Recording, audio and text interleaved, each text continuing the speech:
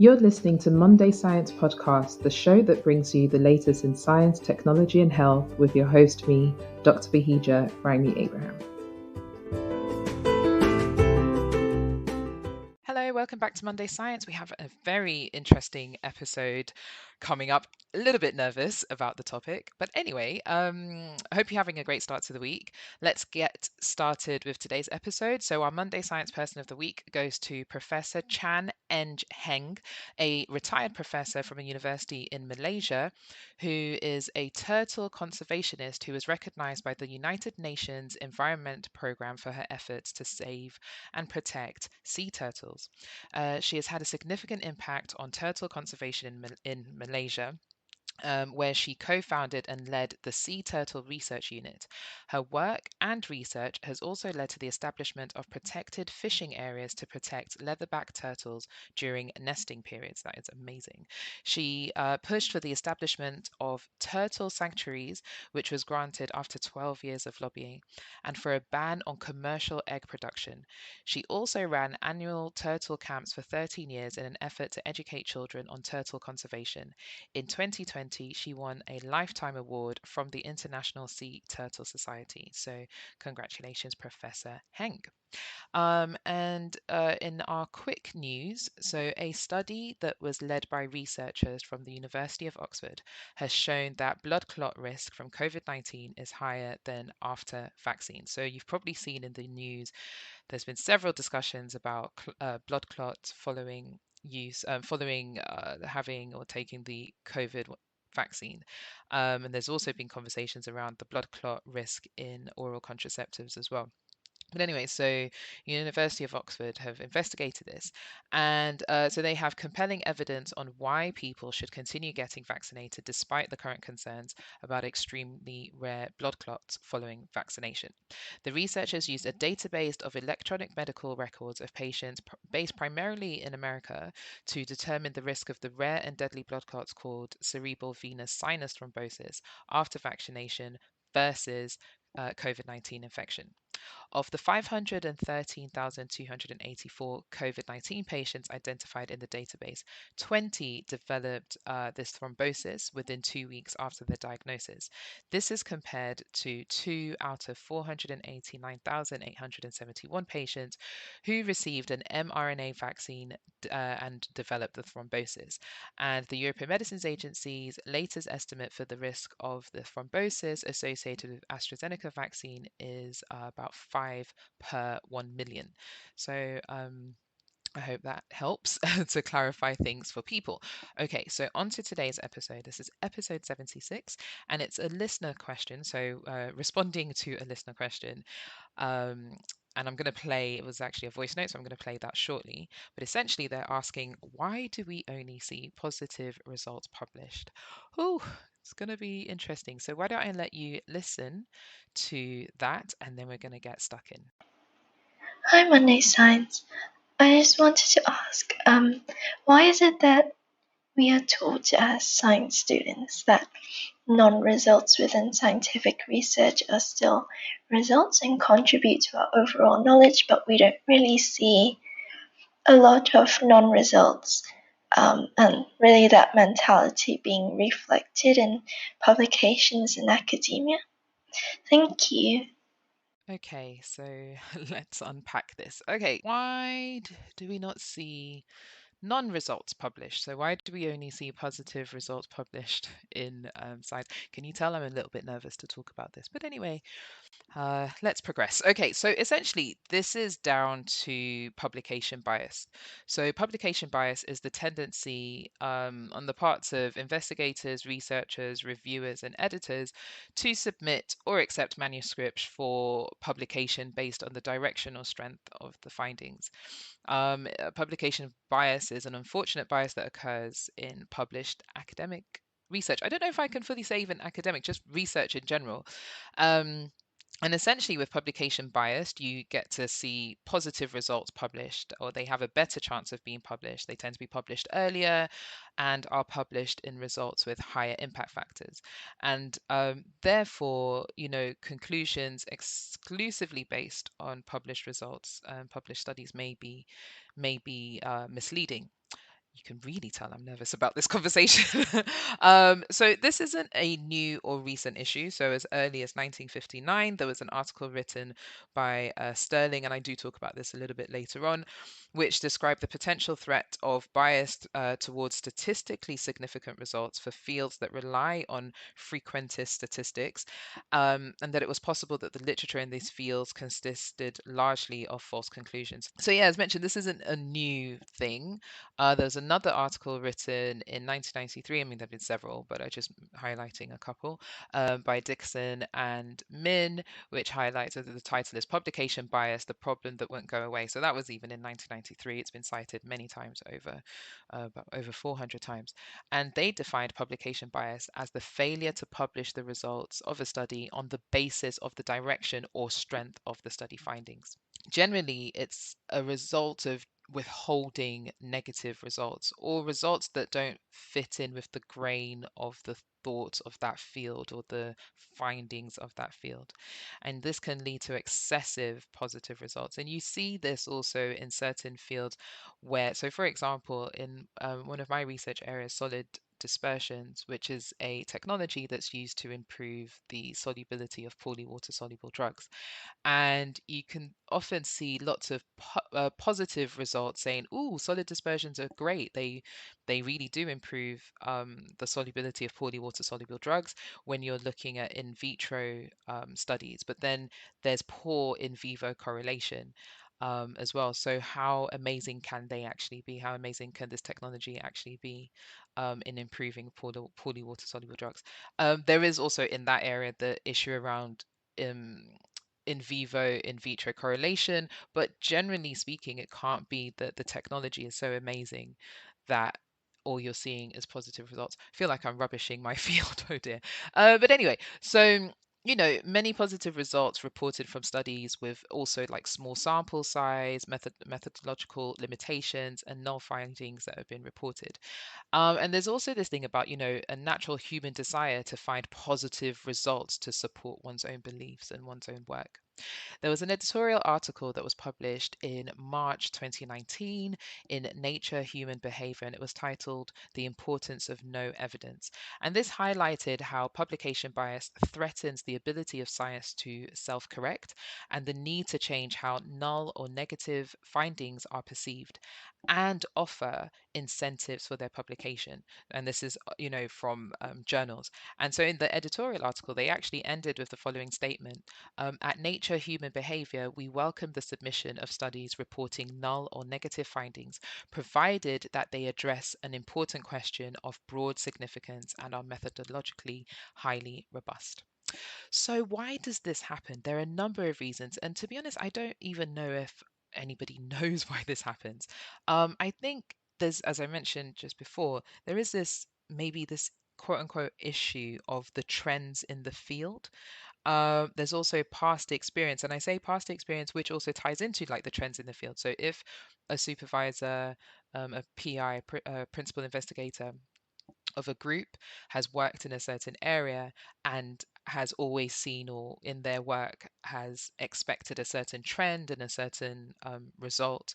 So then it's an expectation perhaps that the work that comes out from that group will have a certain trend or a certain sort of trajectory in their findings in a particular area.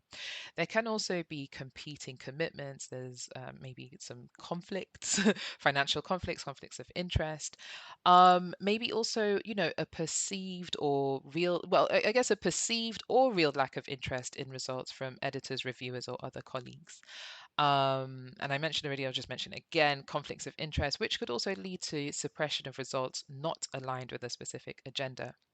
There is also a location bias. So location meaning the type of evidence that you're finding in published, prestigious journals versus in less prestigious journals and grey literature. And grey literature is used to describe a wide range of different information that's published outside of traditional publishing and distribution channels, and is often not well represented in indexing database. So, what does this mean for research? And I want to talk about this because this is, and when I say researchers, I'm talking about from PhD researchers, postdoctoral researchers, and academics like group leaders, lecturer, senior lecturer, professor, all those lot.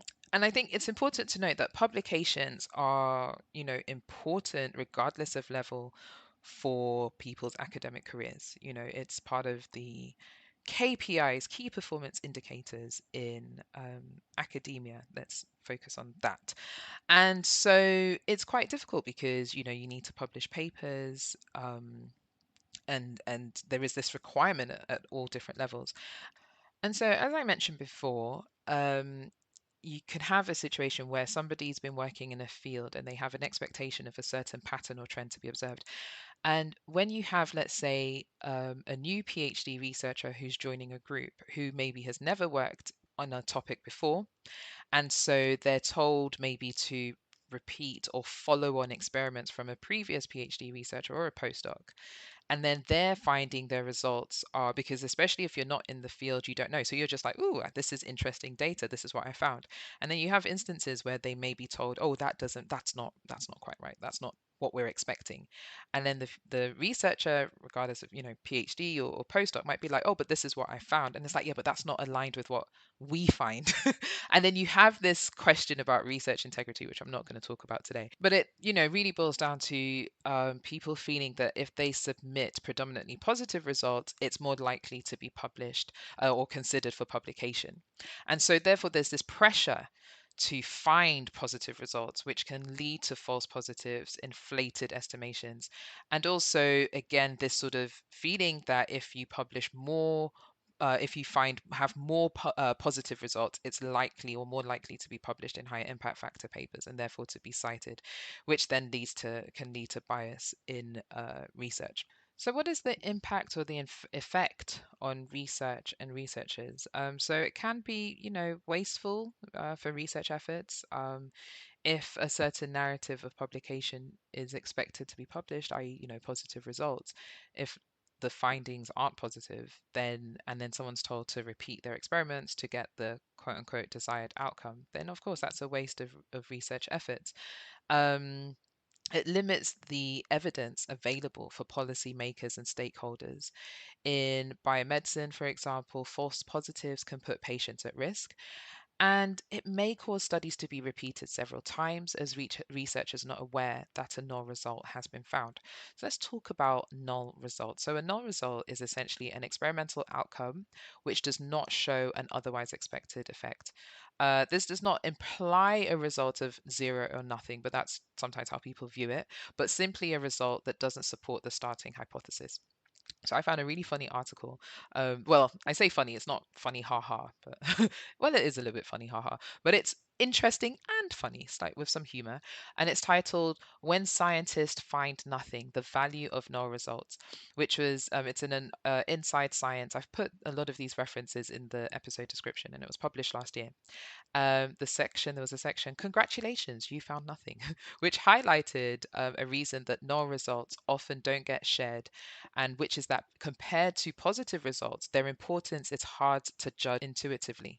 A null result is more difficult to interpret than positive results. So, for a positive result, the null hypothesis is rejected and evidence of an effect can be claimed, whereas with a null result is simply failure to reject the null hypothesis due to insufficient evidence of an effect or no effect.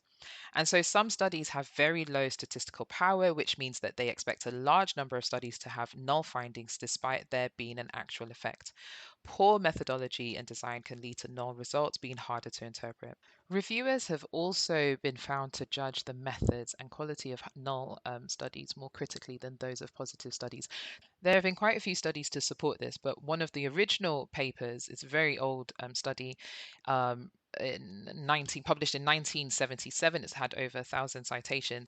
The title of the article, "Publication Prejudices, an Experimental Study of Confirmatory Bias in the Peer-Reviewed System." And in this study, they randomly assigned referees to review one of 5 versions of a manuscript, all with identical introduction and method section, but different results and discussion sections, positive, negative methods only, mixed results with positive discussion, mixed results with negative discussion.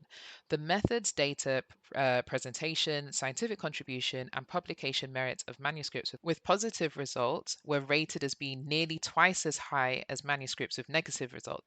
And now onto the other elephant in the room, and maybe the one of the reasons suggested for why people tend to publish positive results is down to funding and grant funding. Well, I say grant funding, just any form of funding. So just as a reminder, and I've talked about this in previous episodes, and we even had one of our guests, Dr. Tina Joshi, where we talked about grant funding and publications. So generally speaking, for science, well, sorry, I shouldn't be so specific to science, but for research, you gain funding from agencies, the government, institute foundations, or even private companies. And so you write a proposal of various different lengths, and you request, you say, put in your proposal evidence of preliminary data to support the work that you're trying to propose, evidence that you and your team can carry out the work and so forth. And so there's a feeling that proposals have to show strong evidence that everything is going to work, unless you're not going to get funding for something that won't work, but that could lead to good understanding in an area. I remember having discussions quite a while ago, many years ago, and it was talking about how risk averse different countries were to when it comes to funding, and the suggestion that the UK is very risk averse. Um, and so generally speaking in the UK, it's government funding from research council, charities, and so the feeling that in particular for funding to obtain funding in the UK, it's got to be low risk. I mean, majority of funding. I think there's some funding pools that you want to be high risk projects, but generally speaking, it was this thought that in the UK, in terms of being able to secure funding, you've got to have strong evidence that it's going to work. And then the suggestion that in America, because of the way in which funding is distributed, also you can get large donations from various different people. And organizations, that they tend to be less risk averse, so more willing to support ideas that have very little chance of working but could lead to good understanding. That was the conversation I remember having. I don't know how true that is. It would be very good to have more understanding of funding in various parts of the world. But in the article that I mentioned earlier, When Scientists Find Nothing, the Value of Null Results, they mainly focused on discoveries in physics, and they had quotes from a particle physicist and astrophysicist from Princeton University called, his name is Peter Myers. And on funding, he said, as science progresses, experiments tend to get more expensive, which is so true. And it's hard to justify, say, a $10 trillion experiment and say, we're just going to explore and maybe we won't find anything. It's hard to look somebody in the eye and say that. Whereas if it's for, let's say, $1,000, you can. So I guess that's given insight from the American perspective. It would be great to have more pots of money that allow for, let's just sort of explore and have less limitation on quote unquote, I don't want to say quote unquote success, but of a certain output. What if we're just trying to explore more explorative funding? And yes, I do agree with the quote that of course you don't want to waste public funds, you don't want to waste anybody's funds. It would be great to have more funding opportunities that are more, explorative in nature, and just, let's just explore. We may not find anything, but we would be able to contribute more in a particular area. And obviously, we have to remember that when we're looking at research costs, I don't want to go off on a tangent about funding again, but when we're talking about research costs, we're talking about cost of staff, we're talking about materials, and so the difference in materials cost and potential payoff for different experiments could make some of them more of a gamble than others. And so also when we're talking about, so we talk about grants, then let's go back to the publication process. Now, some people feel that peer review is part of the issue. And we're going to talk about that, but I'm in full support of peer review, because there is a reason for having peer review. It helps to identify any issues with work. This is my personal opinion, but I know that yes, there are some challenges with that, and we're going to talk about that as well. And there is a suggestion that the peer review system contribute to this publication bias. As you may have figured out already, I'm quite fascinated by retractions, and I did talk about the publication process in a recent episode. That was episode 70, talking about COVID retractions. But on the subject of peer review system and publication bias, so there's a feeling that in the pre-publication stage, reviewers decide, they're the ones that decide if findings are valid and data supported. And a suggestion that editors prefer results that show support for tested hypotheses over results with inconclusive or null findings. There's also the file drawer problem, where non-positive results remain in an author's file drawer. Yeah, I think we all have that experience. And then also looking at post-publication, we talk about impact, citations, and things like that. So I want to give some examples, and these are quite recent examples of where studies have investigated or highlight the influence of publication bias and impact. There was a recent study that explored new generation antidepressants and suicide links. So the title of the paper is Suicide Risk with Selective Serotonin Reuptake Inhibitors and Other New Generation Antidepressants in Adults, a systematic review and meta-analysis of observational studies. And this was published in the Journal of Epidemiology and Community Health sometime this year. And so this study concluded that exposure to new generation antidepressants is associated with higher suicide risk in adult routine care patients with depression and other treatment indications. Publication bias and financial conflict of interest likely contributes to systematic underestimation of the risk in published literature. So this was stated because other studies have found that changes in suicide rates in multiple countries did not correspond to antidepressant usage if antidepressant use is to decrease suicide risk. And these findings were most likely due to use of randomized controlled trials where they were deliberately excluding those already experiencing suicidality. And so observation studies from people, in real life clinical practice may provide better results in this instance. Other meta-analysis found studies funded by pharmaceutical companies were more likely to find positive results, i.e., low suicide rates or no effect, than independently funded researchers, so where they found doubled suicide rates. And several studies with evidence of higher suicide risks with antidepressants likely remain unpublished. Another recent example was looking at vitamin D and COVID-19. And this was an editorial in the BMJ earlier on this year as well. And so in this editorial article, it was claimed that vitamin D had protective effects against acute respiratory infections. However, the trials were conducted in children between the ages of 1 and 16 years old, but the results generalized the findings to the whole public. And so statistically significant reduction in risk were reported. And so a lot of journals, well, every journal I believe have where you publish an article and then you can have a response, like an editorial response to it. So there was this issue was highlighted in rapid responses to the published articles, where they were saying, well, actually, you can't generalize the findings because the studies that the initial article were referring to were only in children. Again, I've put the link in the episode description. It's really an interesting, there were 11 responses to the article that sort of highlight that actually these findings can't really be extrapolated to the whole population.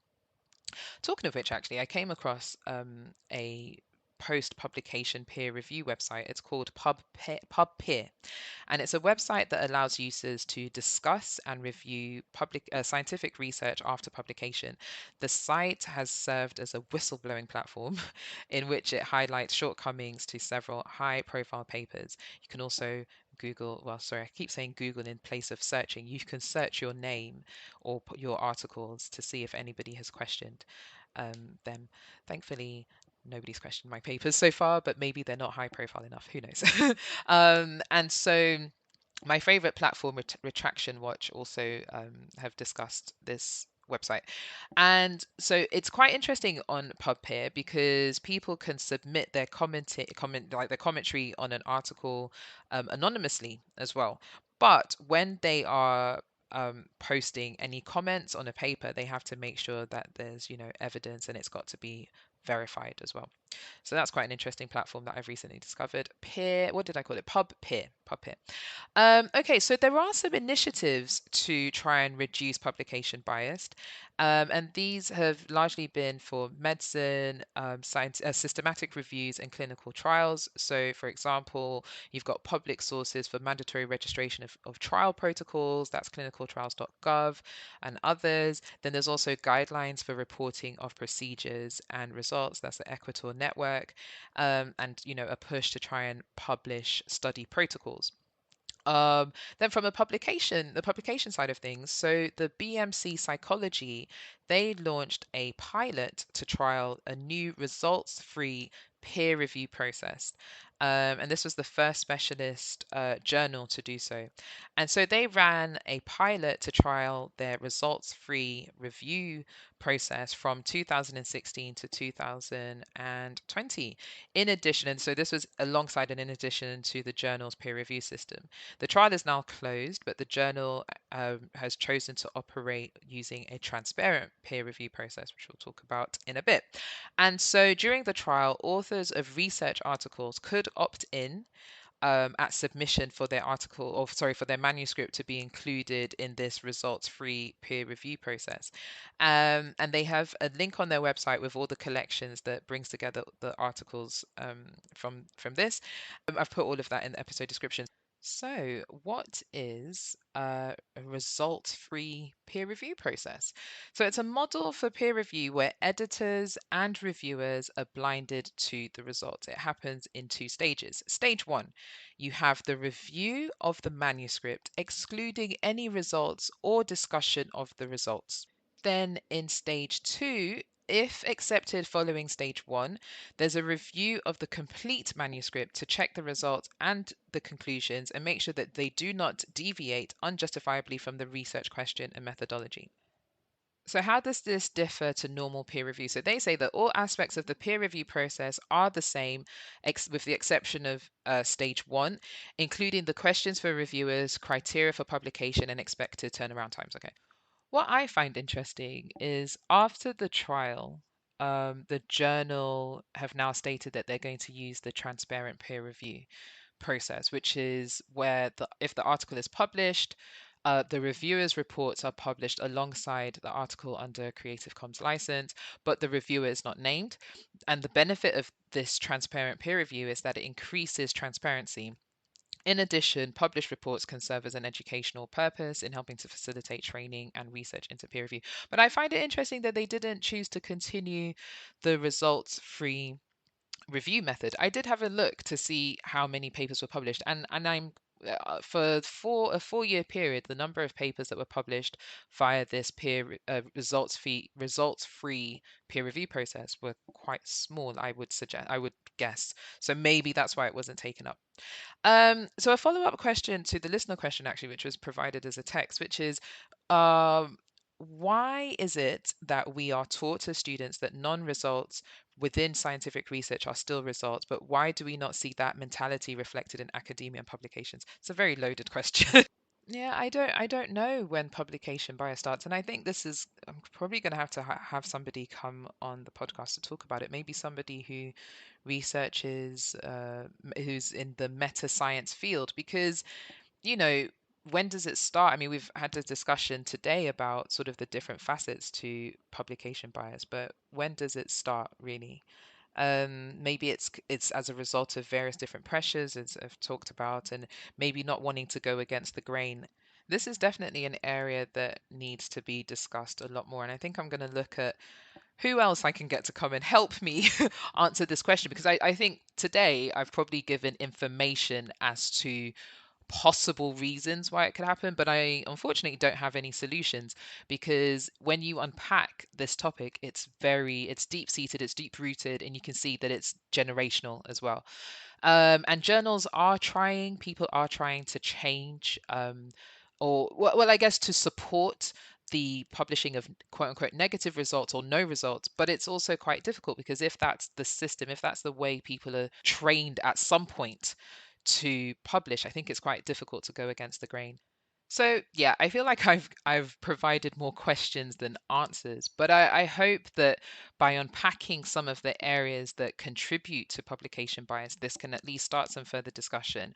We need more openness and transparency.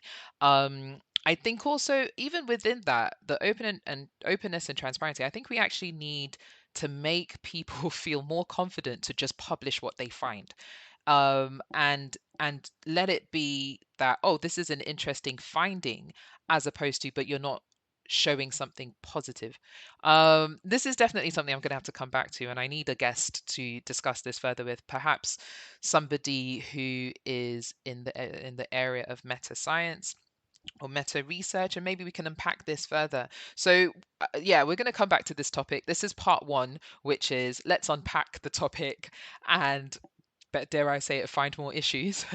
And then we're going to come back and we're going to have some solution focused discussions. And I do think having somebody who is in the meta science, meta research area will provide help to provide some more context and solution focused approaches to this. However, if you have any questions, if you have any solutions, please do drop us an email, info@mondaysciencepodcast.com, or you can send us a DM.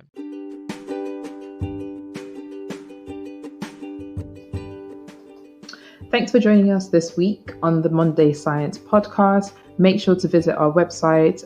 Details are in the episode description, where you can subscribe to make sure that you never miss the show. So catch up with you next week. Bye.